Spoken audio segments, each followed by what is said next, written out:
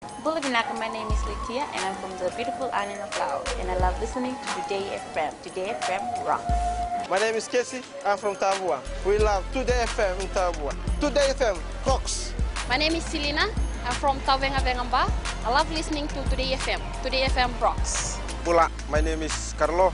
I love listening to the music in Today FM, in Malak Island. Today FM rock. Today's hit music on Today FM. In the news tonight, police apologise for late responses. FRA thinking about stopping work on Kings Road during peak hours. And e-ticketing tops discussions at bus fare consultations. From the studios of FBC Suva, Jackie Spate.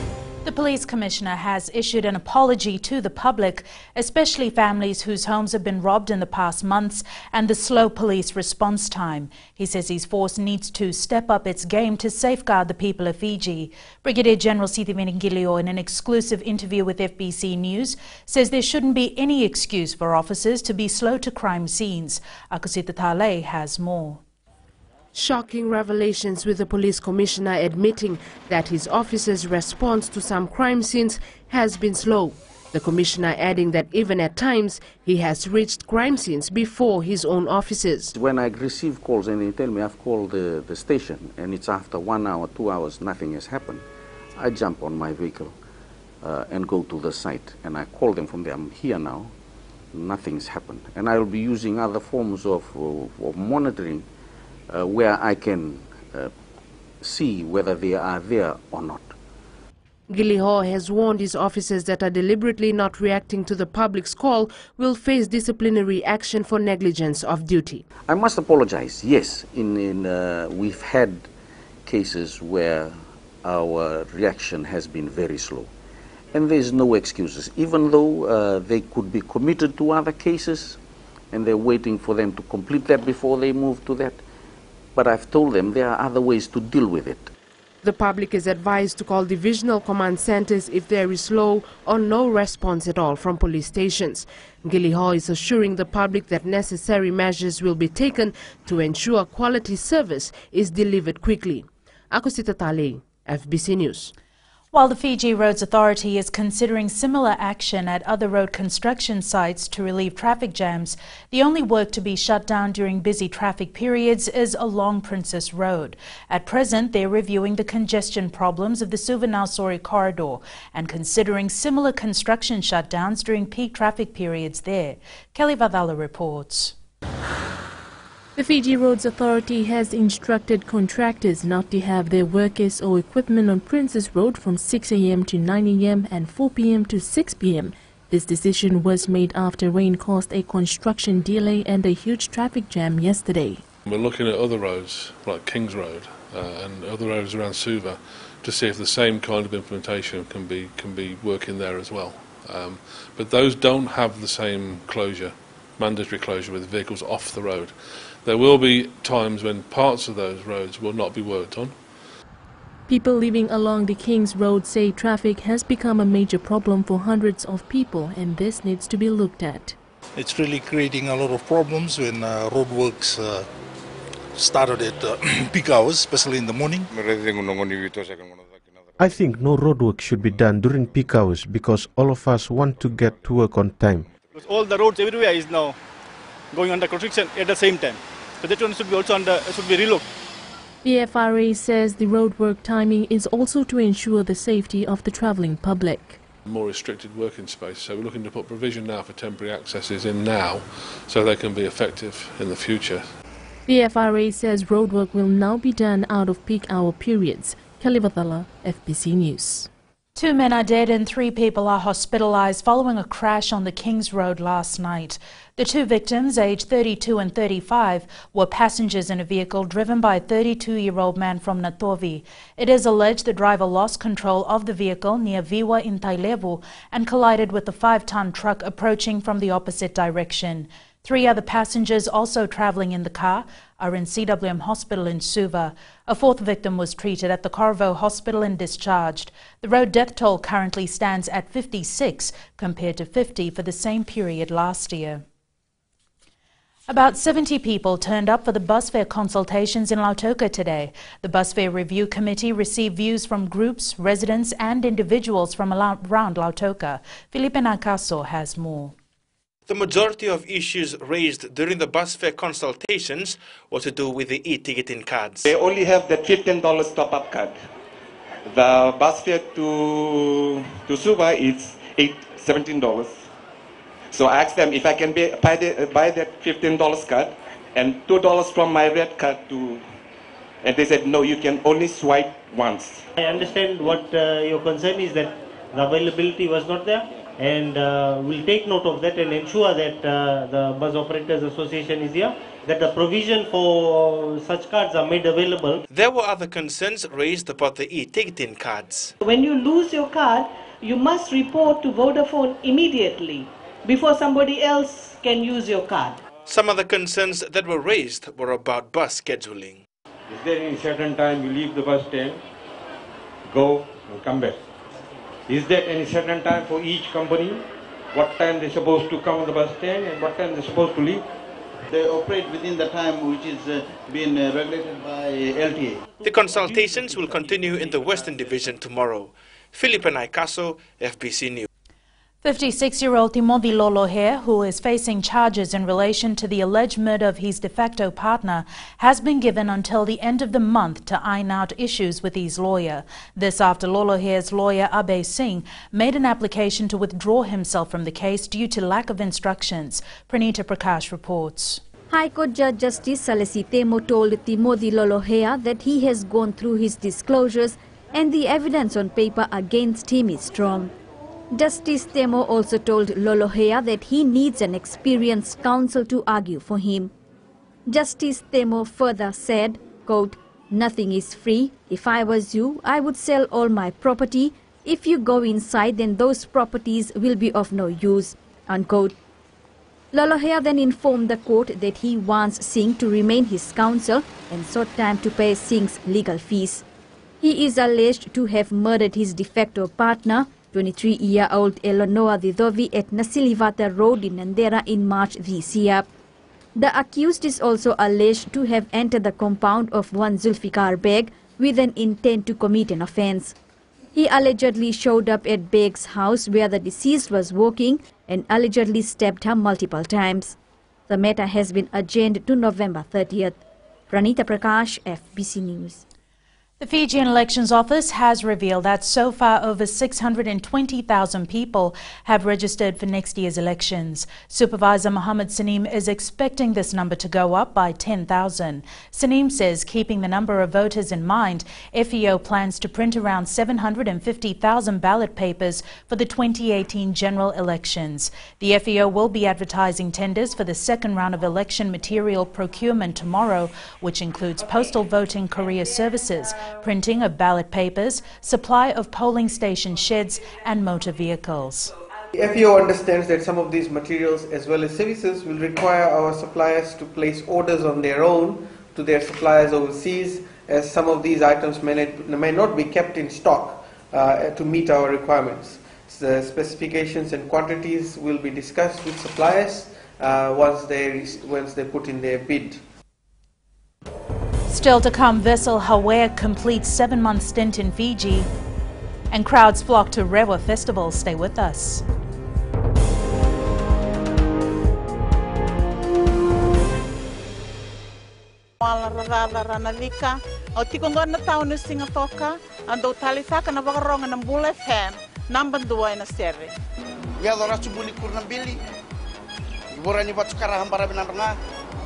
Total takinal na warungan ng Bula FM, number 2 en seri. Bula! Bula FM, number 2 en seri.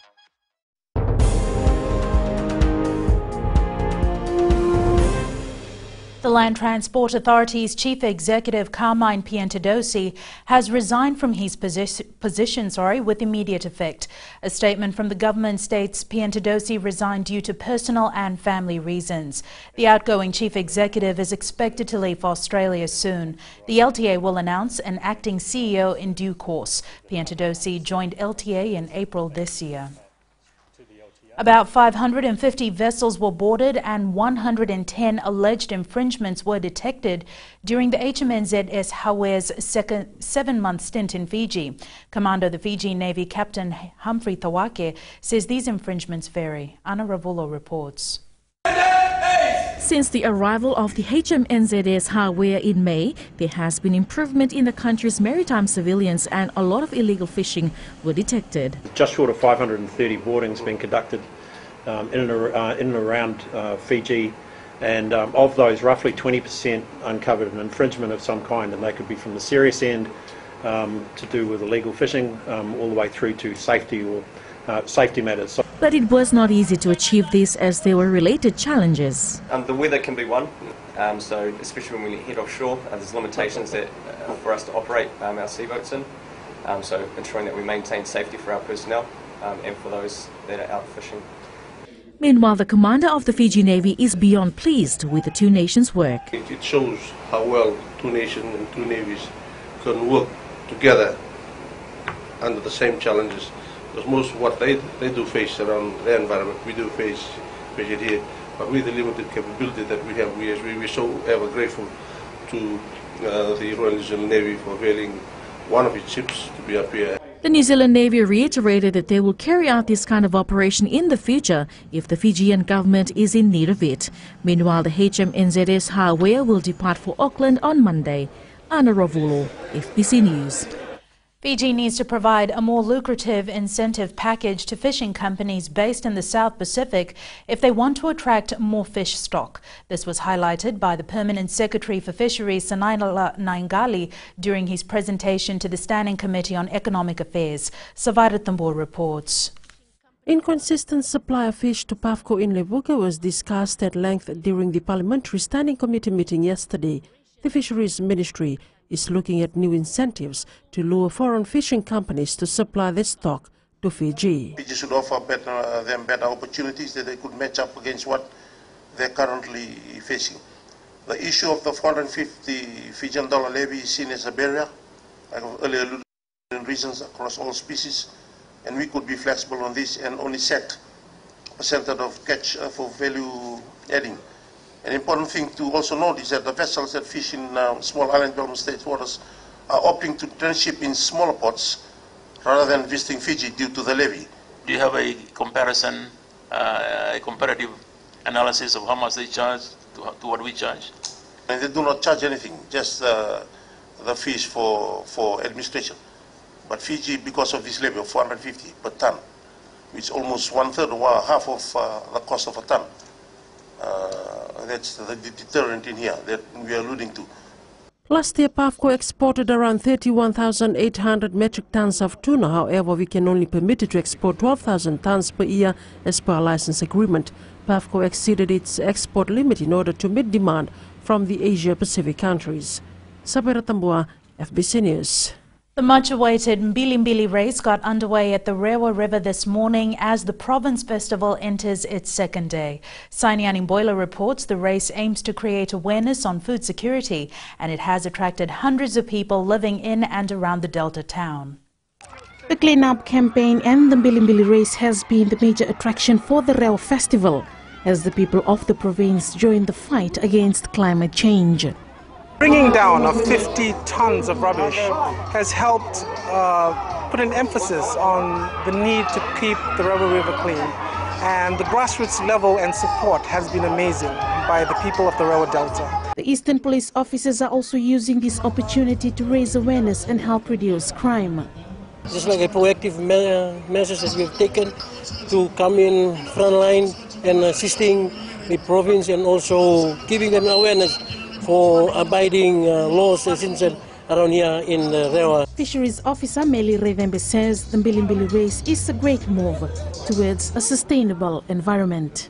We hope in the next 12 months, those along the Rewa River, not just that, and those the interior of Neitasiri and also to the very last village, which is Nasilai, and also those in Rewa, they're able to work together to help conserve and sustain the resource that we have along the Rewa River and the Rewa Delta. The 3-day occasion will continue tomorrow, seeing the finals of the Mbili race and the closing of 3 days Rewa Festival. Sainiani Mboila, FBC News.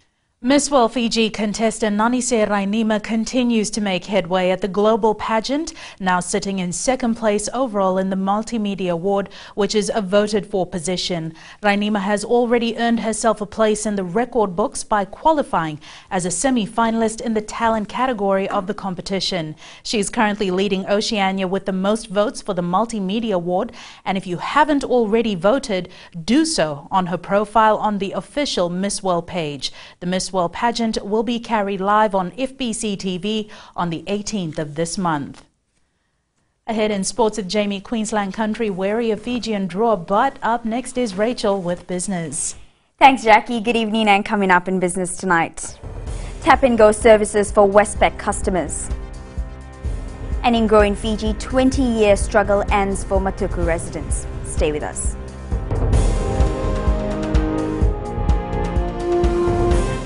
मैं Premila वायरुकू recce recce से सुबह मेरी आँख खुलती है तो मैं मिर्ची एफएम सुनती हूँ।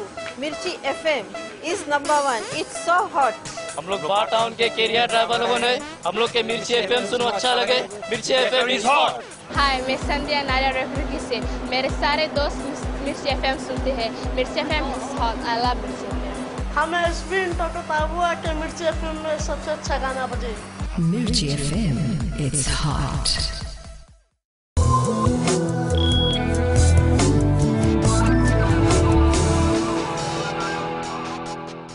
In business tonight, Westpac customers will soon be able to purchase items by tapping or waving their cards at points of sales around the country.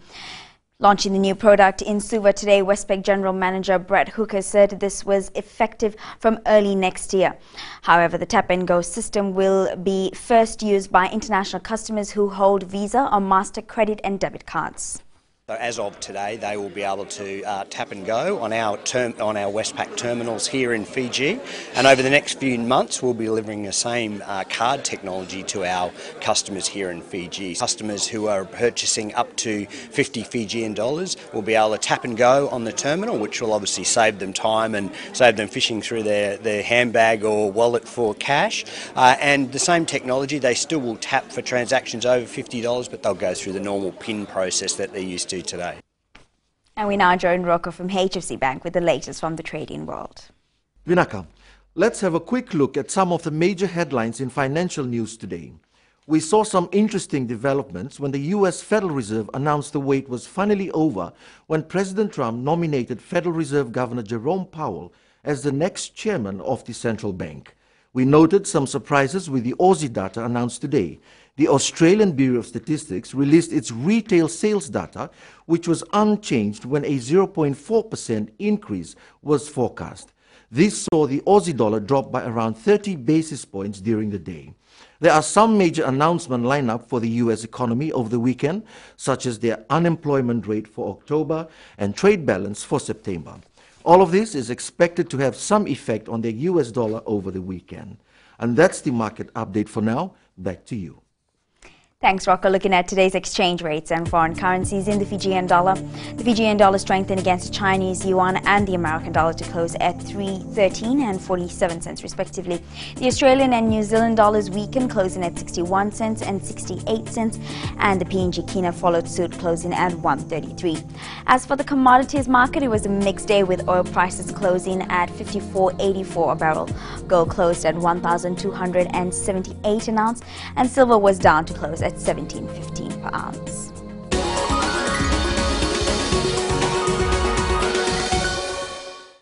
And in growing Fiji tonight, more than 100 residents and farmers living along Matuku Road in Tailevu are getting their first road upgrade in 20 years. Matuku village headman Paula Tiko says the road had deteriorated to the extent where it was difficult to travel even in a four-wheel drive. The upgrade will give 20 children and 10 farmers easy access to schools and the market. The road is about 30 kilometers north of Korovo.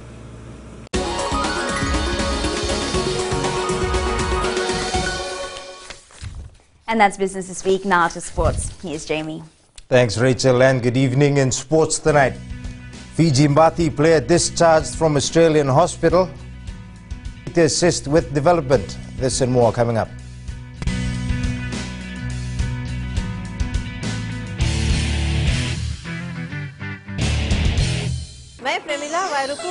खिड़की से सुबह मेरी आँख खुलती है तो मैं मिर्ची FM सुनती हूँ। मिर्ची FM is #1. It's so hot. हम लोग बार टाउन के कैरियर ड्राइवर लोगों ने हम लोग के मिर्ची FM सुनो अच्छा लगे। मिर्ची FM is hot. हाय, मैं संध्या नारियल रेफ्रिजरेटर से मेरे सारे दोस्त मिर्ची FM सुनते हैं। मिर्ची FM is hot. I love मिर्ची FM. हमें स्पिन तो बताओ कि मिर्ची FM में सबसे अच्छा गाना बजे। Mirchi FM, it's hot.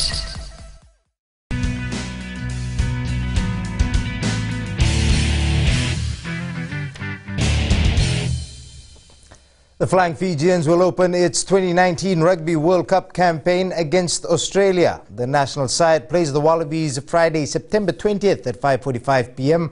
They then take on America's second qualifier 4 days later, Georgia on the 3rd of October, and a repeat of the 2007 World Cup. The side will meet Wales in its final pool match on October 8th.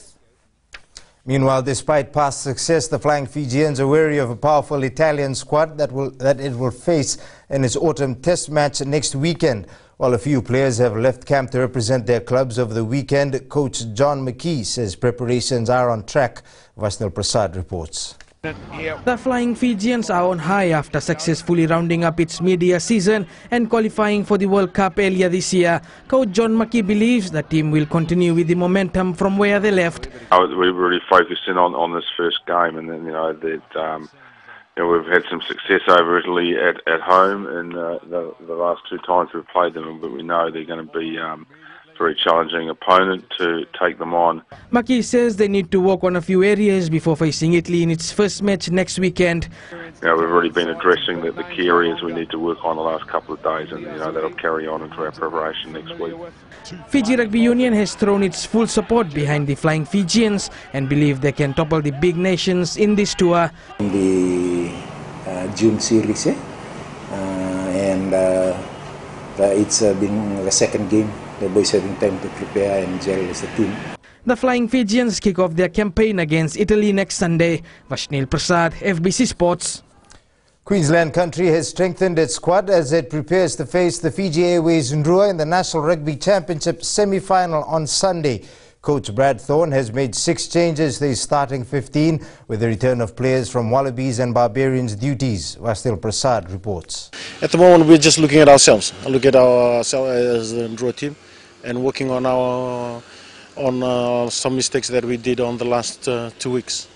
The Vodafone Fiji Mbati went through 2 training sessions yesterday preparing for their second match at the Rugby League World Cup against Wales. Following its impressive form in round 1 where they thumped USA 58 points to 12, the team aims to pull off another convincing win. Rohit Deo has more. Fiji Mbati backline utility Marcelo Montoya says the 2 training sessions went well yesterday. It's a good training session. Boys trained really well, and we're looking forward to Sunday. While Fiji are favourites going to the clash against the Welsh, Montoya says the opponents cannot be underestimated. Still knowing that we've got a job to do on Sunday. We haven't slowed down our training at all. We're training hard still. If not, we've lifted the ante as well. Our training, we want to make sure we go out there on Sunday and put our best foot forward. Gerard Hayne has been under the radar this week as reports suggest he is leaving the Gold Coast Titans. Fiji Mbati players are confident that this will not affect Hayne's performance at the World Cup. Pretty settled. I'm not too sure what's going on with him, but the camp he seems to be leading the boys well, and he's training pretty hard, so it's good to have him in camp. Really leads us boys around, provides that experience for the Fiji Mbati plays Wales at 9:30 p.m. on Sunday. In the lone match today, Australia plays France at 9:05 p.m. Rohit Deo, FBC Sports. Meanwhile, Fiji Mbati backline player Pio Sethi was taken to hospital in Australia yesterday.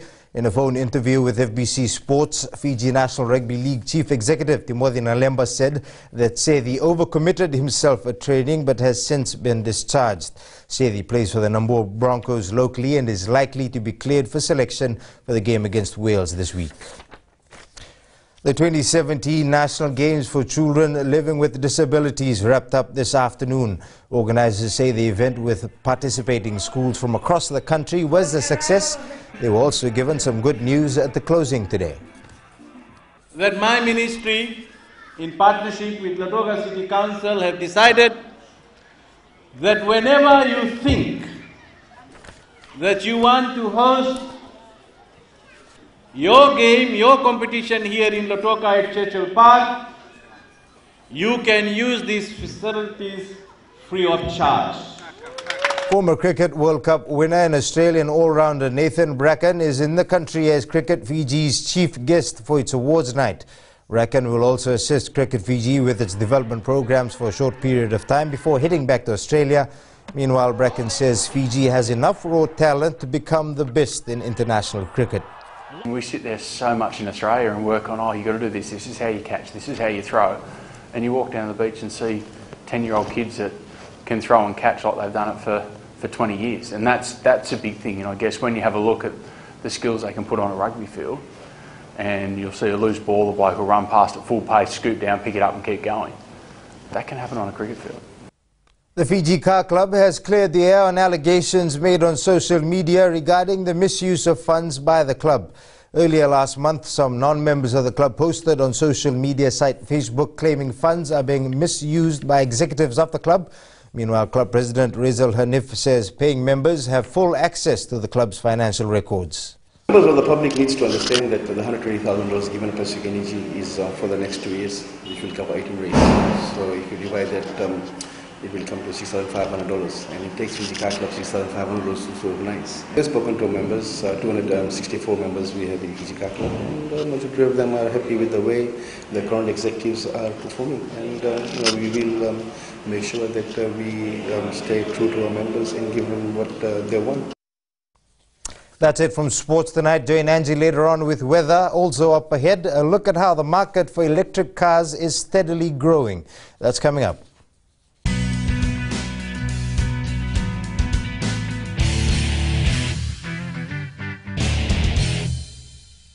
मैं Premila वायरुकू recce recce से सुबह मेरी आँख खुलती है तो मैं मिर्ची एफएम सुनती हूँ। मिर्ची FM is number 1। It's so hot. हम लोग बार टाउन के कैरियर ड्राइवर लोगों ने हम लोग के मिर्ची एफएम सुनो अच्छा लगे। मिर्ची FM is hot.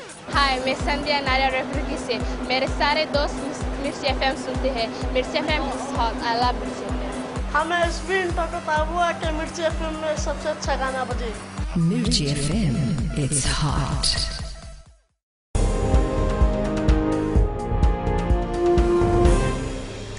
In your media, if you're looking for a low-key phone that still makes a statement, keep this one in the running. It's weather time now with Angie.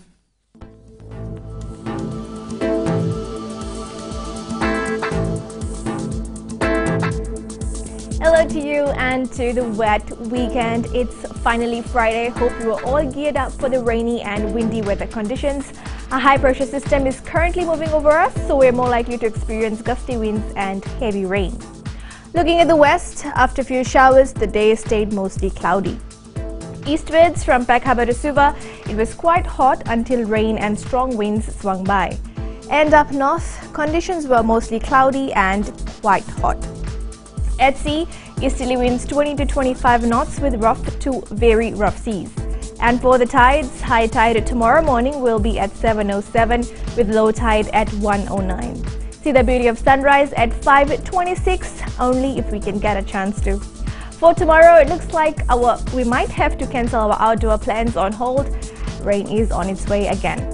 To our stems, Lautoka will be scorchy with highs of 33 degrees. Looking further into Sunday, more showers and thunderstorms are likely, so stay indoors and keep safe. And that's all from the FBC Weather World. Jackie. Thanks so much for that, Angie. On Fijian Pulse today, we asked, do you think the Fijian Drua can beat the Queensland country to qualify for the NRC final?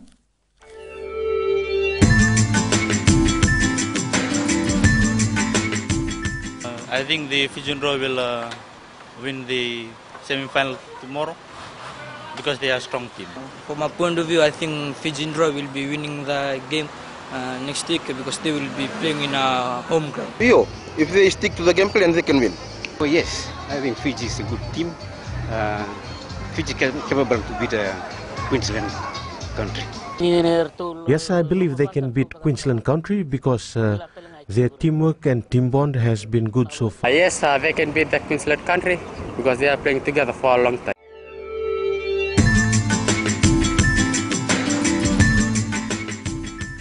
In the world of the weird and the wonderful, experts say electric cars have been a futuristic promise for decades, and electric vehicles finally appear poised to enter the mainstream. Major car makers from Volvo to General Motors are proclaiming the future is electric. Recapping the main stories, police apologise for late responses, FRA thinking about stopping work on Kings Road during peak hours, and Fiji Mbati countdown to second World Cup match.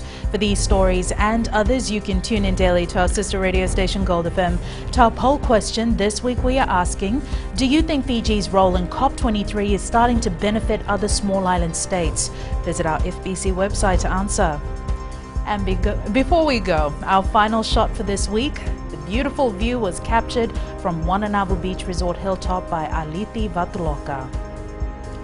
We'd like to encourage all our viewers to send in more pictures of our beautiful Fiji, whether it's our tropical flowers, our stunning waterfalls, maybe a visiting cruise ship, or even your favorite pet.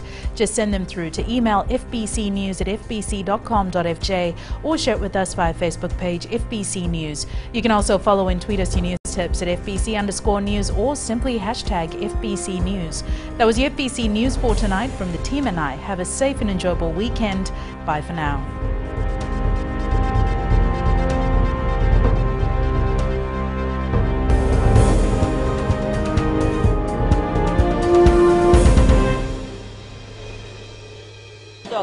Keron do talita kana barorong na Radio Fiji 1 and Domoy Viti. Ayaw na rin siya. Kombinasyon mo ko lang do talita kana Radio Fiji 1 kina Domoy Viti. Ayaw ko azo silil tale. Nagurara may naomani nandunga. Gitu talita gini ang bibina sabale po nagunto rongo. Barong na Radio Fiji 1 and Domoy Viti. Na Radio Fiji 1 and Domoy Viti na bonga ni BNN.